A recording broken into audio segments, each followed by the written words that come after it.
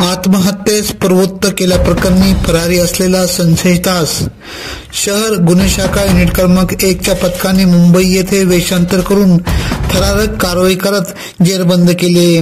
नवनाथ परशुराम टिळे वय 37 राहणार साईबाबा अपार्टमेंट जुना मोटवानी रोड नाशिक रोड असे संशयिताचे नाव आहे। मृत सुदर्शन कारभारी सांगळे वय 51 राहणार मखमलाबाद रोड पंचवटी यांनी गुरुवारी 6 नोव्हेंबर रोजी राहत्या घरात गळफास घेऊन आत्महत्या केली होती।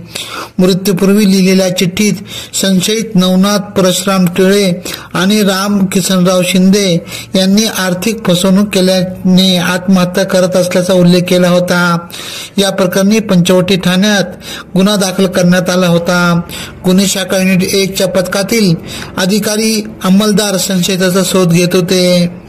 गोपनीय माहितीवरून मुंबई सेंट्रल परिसरात सलग 4 दिवस वेषांतर करत तपास केल्यानंतर संशयित हा मुंबई सेंट्रल रेल्वे स्टेशनवर येणार असल्याची माहिती मिळाली।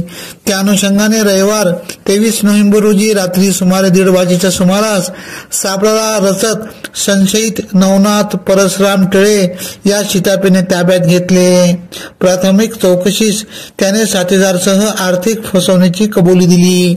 सदरची कामगिरी गुन्हे शाखा युनिट क्रमांक 1 चे वरिष्ठ पोलीस निरीक्षक डॉक्टर अंचन मुदगल यांच्या मार्गदर्शनाखाली पोलीस उपनिरीक्षक चेतन श्रीवंत, सुदाम सांगळे, पोलीस हवालदार परवीन वाघमारे, विशाल देवरे, संदीप भांड, मिलिंद सिंग परदेशी, नाझीम खान पठाण, प्रशांत मरकड, प्रदीप मजदे, विशाल काठे, महेश साळुंके, राहुल पालखेडे, अमोल कोष्टी, जगेश्वर बोरसे, समाधान पवार तसेच तांत्रिक विश्लेषण विभागाच्या सहाय्यक पोलीस निरीक्षक जया तारडे व अंमलदार यांनी केली। अब हर वारदात पर रहेंगी हमारी नजर।